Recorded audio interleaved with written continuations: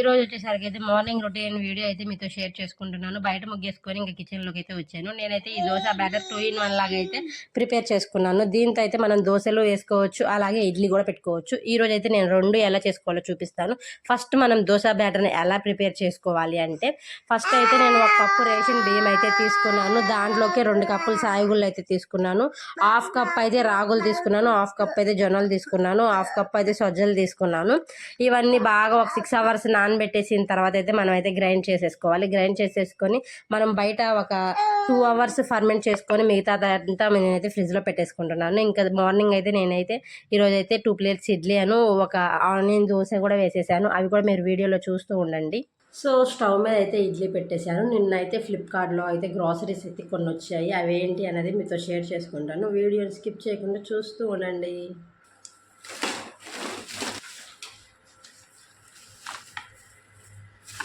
So 2 బ్యాగ్స్లో అయితే మనకి ఇచ్చారు. ఫస్ట్ వచ్చేసరికి 5 kgs గోధుమ పిండి ప్యాకెట్ ఒకటి,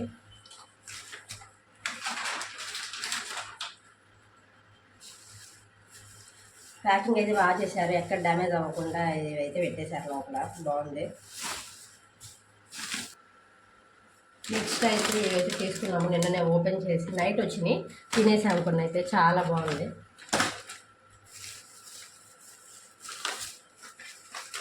ఇంకా సోడా బాటిల్ వచ్చేసరికి అయితే కిన్లీ ఇది వచ్చేసరికి మనకి ఒక్కొక్కటి 15 రూపాయలు అయితే పడ్డది. ఇదే కనుక మేము మొన్న సండే ఇక్కడ పక్కన కొట్లో తెచ్చుకుంటే ఈ బాటిల్కి 25 రూపీస్ ఛార్జ్ చేశారు ఫ్లిప్కార్ట్లో కొంచెం తగ్గితే దాంట్లో పెట్టుకుంటాము, కొంచెం రిలయన్స్లో తెచ్చుకుంటాము, ఒక చోట కాదు. ఇవైతే 3 బాటిల్స్ అయితే పెట్టేశారు. బుడ్డోడికి అయితే బ్రషెస్,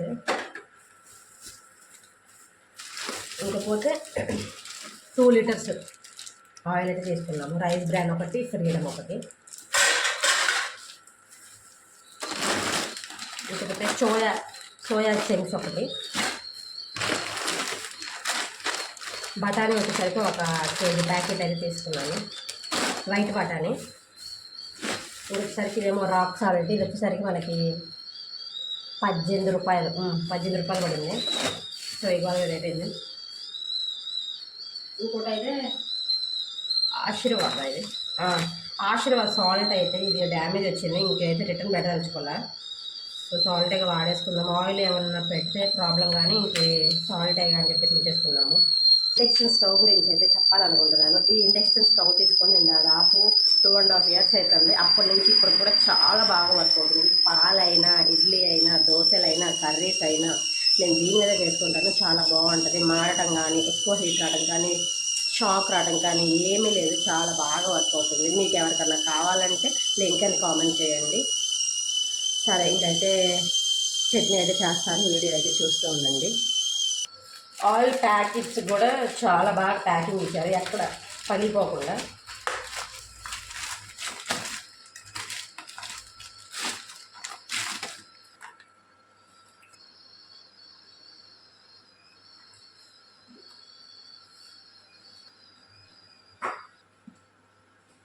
మా వాళ్ళకైతే రెగ్యులర్గా చేసే చట్నీ అయితే బోర్ కొట్టిందంట, అందుకని ఈరోజు అయితే కొంచెం డిఫరెంట్గా చేస్తున్నాను. ముందైతే ఒక 10 మిర్చి కొంచెం అయితే పచ్చి కొబ్బరి అయితే యాడ్ చేసుకుంటున్నాను. దాంట్లోకి కొన్ని ధనియాలు అయితే వేసేసుకున్నాను. ఒక పెద్ద కప్పు పల్లీలు అయితే తీసుకున్నాను. పెద్ద కప్పు పల్లీలు తీసుకున్న తర్వాత అయితే కొంచెం చింతపండు అయితే వేసుకున్నాను. చింతపండు వేసుకున్న తర్వాత అయితే ఒక 4-5 రెబ్బలు అయితే చిన్నులపాయలు అయితే యాడ్ చేసుకున్నాను. చట్నీలో అయితే మేము చిన్నులపాయలు వేసుకుంటాము. చిన్నులపాయలు వేసుకుంటే మాత్రం టేస్ట్ చాలా బాగుంటుంది, ట్రై చేయండి.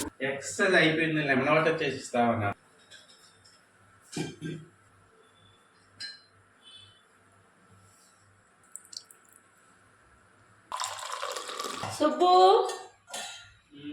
Lemon water ready.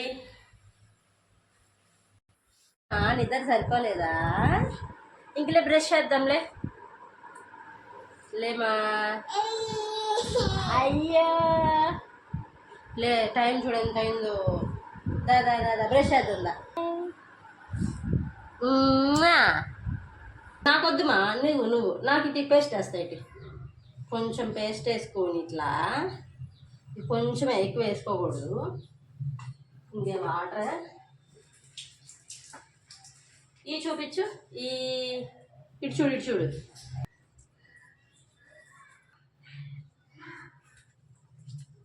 తూయి తూయి.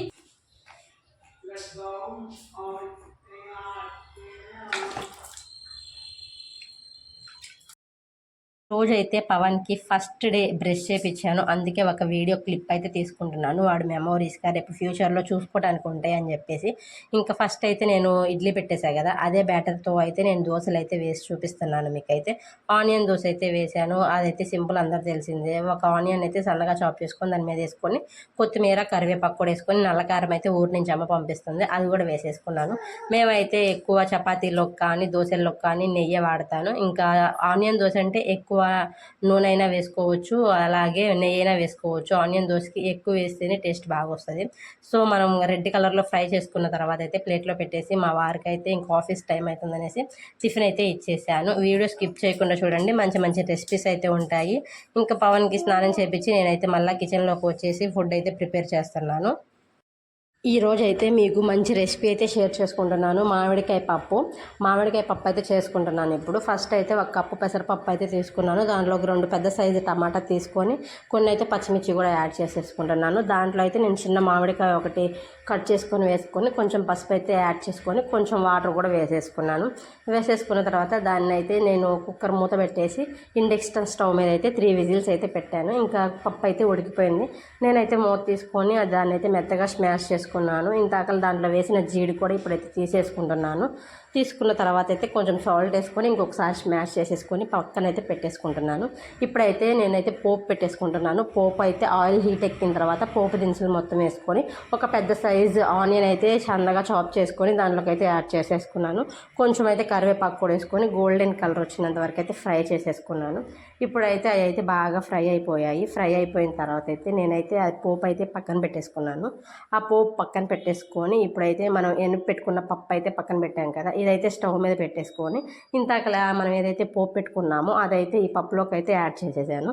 చేసిన తర్వాత ఒక మంట అయితే దీన్ని తగిలించి ఇంకా స్టవ్ అయితే ఆపేసుకుంటున్నాను. ఇంతటితో అయితే మామిడికాయ పప్పు అయితే రెడీ అయిపోయింది. చాలా సింపుల్గా ఉంటుంది, టేస్ట్ మాత్రం చాలా బాగుంటుంది.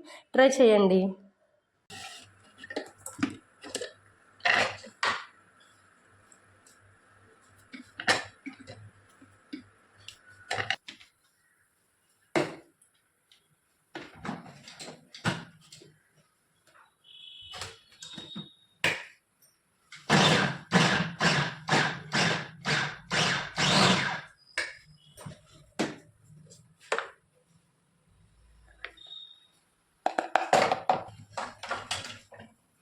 సో ఇప్పుడు వచ్చేసరికి దొండకాయ ఫ్రై అయితే చేస్తున్నాను.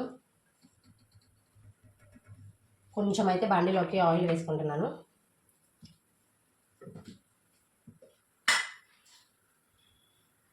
ఆయిల్ హీట్ ఎక్కిన తర్వాత అయితే నేను పోపు దినుసులు అయితే అన్నీ కలిపేసి పెట్టుకుంటున్నాను. ఇవి మొత్తం అయితే యాడ్ చేసుకుంటున్నాను. దీంట్లోకి వచ్చేసరికి ఎండుమిర్చి, చిన్నులపాయలు, కరివేపాకు అయితే వేసేసుకుంటున్నాను.